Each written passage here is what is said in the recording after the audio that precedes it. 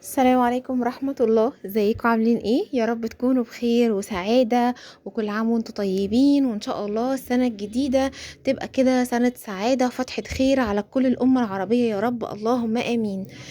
بصوا بقى، القراقيش من الحاجات بجد الحلوة جدا والسهلة جدا جدا، اللي هو السهل الممتنع يعني. هنعمل القراقيش النهاردة على طريقة زمان بقى، على طريقة أمهاتنا وجداتنا الله يرحمهم يا رب. هعمل لكم النهارده القراقيش بالشمر واليانسون، وان شاء الله هنعملها بطريقه سهله جدا جدا، هتطلع معاكي مورقه زي ما انت شايفه كده ومقرمشه. ويا ستي بقى، واعملي كوبايه الشاي باللبن بتاعتك واسهري سهره حلوه وسقسقي وكلي، والف هنا وشفا يا رب لكل واحد بيجرب وصفاتي. ومستنيه تعليقاتكم والشير الكتير واللايك والاشتراك في القناة. يلا بينا ندخل على الطريقة على طول. انا معايا كيلو من دقيق المخبوزات او دقيق جميع الاغراض ويكون نوعه كويس. تمام، هعمل لكم كيلو دقيق النهارده وهتشوفوا ما شاء الله الكميه اللي طالعه. كميه يعني ما شاء الله كتيره، مش ما تستهونيش ان الكيلو ده مش هيطلع لي كميه، لا هيطلع معايا كميه حلوه جدا. وده بقى عبارة عن ينسون وشمر متحمصين ومطحونين زي ما انتوا شايفين كده. كيلو الدقيق هياخد معلقتين من الخليط الحلو ده، الشمر واليانسون المتحمصين على النار او في الفرن، بس لونهم ما يتغيرش، ريحتهم بس تطلع. وبطحنهم مع بعض في المطحنه، وبحط معلقتين من الخليط ده، وبعد كده بحط عليهم معلقتين من السمسم الابيض او المحمص براحتك خالص، زي ما تحبي. وهقلب كل الكلام الحلو ده مع رشه الملح. واوعي اوعي اوعي اوعي تنسي رشه الملح، او على طرف المعلقه الصغيره كده ملح، وتزوديه مع المكونات الجافة. وقلبي تقليبة حلوة بقى بحيث ان كل المواد الجافة دي تختلط مع بعضها. طيب جميل، مش هحط اي اضافات تاني على المواد الجافة. كيلو دقيق، معلقتين من الشمر واليانسون المتحمصين والمطحونين، ومعلقتين من السمسم الابيض او المحمص. طيب تعالي نعمل الخميرة مع بعض. بعمل ايه؟ بجيب كوباية كبيرة بحط فيها باكت من الخميرة او معلقة خميرة مليانة. لو مش عندك الباكيتات الصغيرة وعندك خميرة سايبة، هاتي معلقة كبيرة مليانة من الخميرة وتحطي عليهم معلقتين من السكر الأبيض العادي خالص بتاعنا. وهحط كوباية مية. ناخد بالنا بقى من السوائل اللي هنضيفها، لان كيلو الدقيق معايا في القراقيش بياخد كوباية ونص من السائل. هحط كوباية مية دافية على معلقة الخميرة ومعلقتين السكر، وهحطهم على جنب علشان يختمروا. والنص الكوبايه التانية هحطها اثناء ما انا بعجن القراقيش، وهنشوف كل الخطوات مع بعض ان شاء الله. انا هنا حطيت كوبايه الميه الاولانيه الدافيه على معلقه الخميره ومعلقتين السكر ودوبتهم كويس مع بعض، وهغطيها وهحطها على جنب. طبعا انا كده كده مشغله الفرن ودافي علشان يعني يسرع لي التخمير، لاني مش هخمر العجينه قوي برضو. وهنشوف كل حاجه مع بعض. خلاص تمام، هجيب بقى معايا هنا السمنة. هتحطي قد ايه على كيلو دقيق؟ تمام، في ناس بتحط كوباية سمنة وكوباية زيت، في ناس بتحط 2 زيت من غير سمنة، وفي ناس بتحط 2 سمنة من غير زيت. انا هقولك المقدار اللي يطلع لك معاكي القراقيش ناعمة ودايبة وفي نفس الوقت مورقة وطعمها تحفة، يعني بتدوب في بقك. كيلو الدقيق انا بحط له قد ايه سمنة؟ بحط له 420 جرام من السمنة، 420 جرام. دايما يا جماعه خلي عندك ميزان. الميزان مش غالي خالص، ميزان بسيط خالص، ممكن تجيبيه وتسيبيه عندك في المطبخ، لان معظم النواعم والحلويات بالجرامات بتبقى اصبط كتير جدا جدا من ان انا اقولك حطي كوبايه، لا ربع كوبايه، لا نص كوبايه. فيفضل يبقى عندك ميزان، هاتيه والله هينفعك جدا جدا عن تجربة يعني. فكيلو الدقيق اللي هو الألف جرام بياخد 420 إلى 425 من السمنة البلدي. طبعا أنا مستعملة سمنة بلدي، وكانت واضحة قوي في الأول وأنا بحطها إن هي فعلا ما شاء الله بلدي، وطبعا ريحتها بتبقى خطيرة يعني. بس خلاص، كل اللي هعمله، طبعا انتوا شايفين المنظر عامل ازاي.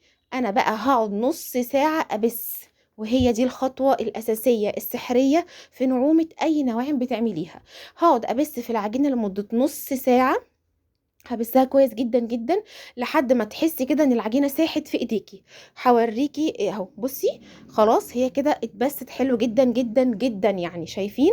قعدت نص ساعه بالظبط ابس في العجينه لحد ما بقت بالشكل اللي انتوا شايفينه.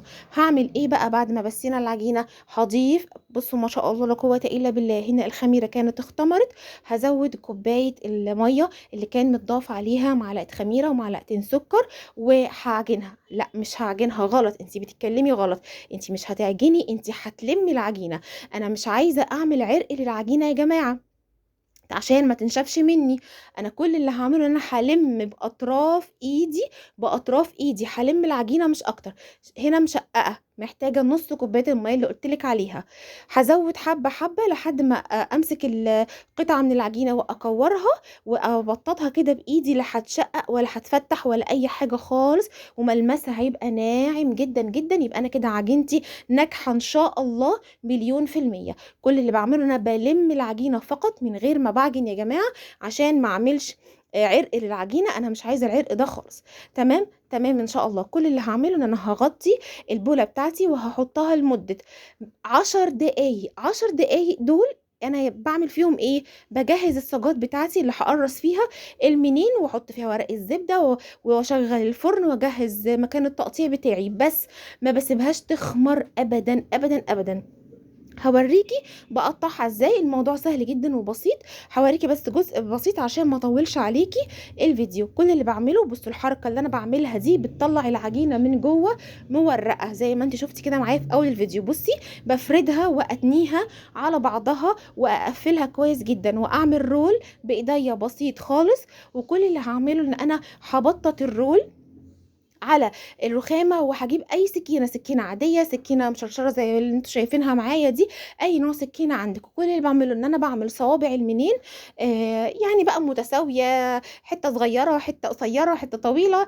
المهم ان انا بوريكي بس الطريقه وانتي اتعاملي خالص. وممكن بالعجينه دي تعملي الفتوت، يعني انت ممكن بعد ما تخلصي عجن العجينه بتاعتك اعملي قرص او افردي العجينه وشكلي بالقطاعات الدائريه، هتطلع لك فتوت حلو جدا جدا جدا. شايفين السمك؟ هو ده السمك اللي احنا عايزينه، عشان انا مش هسيبها تخمر كتير، وهتطلع لك مورقه وتحفه وجميله ومقرمشه وفي نفس الوقت دايبه. يعني بصي خليط كده مش هتلاقيه. تحفة والله، جربيها وهتعجبك جدا جدا يعني. وما شاء الله لا قوة إلا بالله، كل اللي داق المنين الفترة اللي فاتت عجبه جدا جدا جدا. وما شاء الله يعني مش قادرة أقول لكم على ردود الأفعال. وإن شاء الله أنتوا كمان تجربوه وبإيديكوا بقى هتطلعوا الحاجة إن شاء الله أحسن 100 مرة بإذن الله. مستنياكوا بقى تجربوا الحاجه وتبعتولي تقولوا لي ايه رايكم. ولو في حاجه وقعت منكم او في حاجه مش مظبوطه معاكم ابعتولي، وانا ان شاء الله باذن الله هرد عليكم. بس خلاص انا هنا كل اللي عملته ان انا كملت العجينه بنفس الشكل اللي انتوا عاوزينه. طب عايزه اعملها بعجوه، بجيب التمر او العجوه يعني اهرسه كده او اعجنه بمعلقه زبده طريه. وكل اللي بعمله ان انا بحط العجوه جوه في المرحله دي، بفرده بقى على العجينه بتاعتي، واقوم مقفله العجينه على بعضها. للاسف مقطع حشو العجوه ما كانش متصور، بس انا كنت عامله برضو بالعجوه. تمام وبس خلاص، وبقفله وبروله تاني وارجع ابططه واقطعه. ان شاء الله باذن الله هبقى اعمل لكم فيديو لوحده لحشوات العجوه ان شاء الله. في ناس طبعا بتحشي بملبن بعجميه، براحتكم خالص خالص. في ناس ما بتعملش بشمر وينسون، برضو براحتكم خالص خالص. تمام تمام. انا هنا كل اللي عملته ان انا جبت الصاجات بتاعتي، حطيت عليها ورق زبده، وحطيت عليها، بدات ان انا ارص عليها المنين او القراقيش بتاعتي. الفرن بتاعي هو اكيد اكيد متسخن على درجة حرارة 180 درجة. 180 يا جماعة، ليه 180؟ لان انا عندي هنا قطع من العجين لازم اتأكد 100% ان هي من جوه مستوية صح، صح جدا. ما ينفعش ابدا اطلع الحاجه نيه. لكن اللي محشيه عجوه بتدخل على درجه حراره 200. طب ليه؟ لان المحشيه عجوه طبقات العجين بتبقى قليله مش سميكه. تمام. وفي نفس الوقت انا هضمن درجه الحراره 200 ان هي هتسوي لي العجين، وفي نفس الوقت مش هتنشف لي العجوه. وبس كده الفيديو بتاعي خلص النهارده. اتمنى يعجبكم واتمنى تجربوا الوصفه الحلوه الجميله اللي بتاعت ريحه زمان اللي بترجعنا سنين جميله ورا. وشكرا ليكم ولمتابعتكم، واتمنى ان شاء الله اللايك والشير والاشتراك في القناه. والسلام عليكم ورحمه الله وبركاته.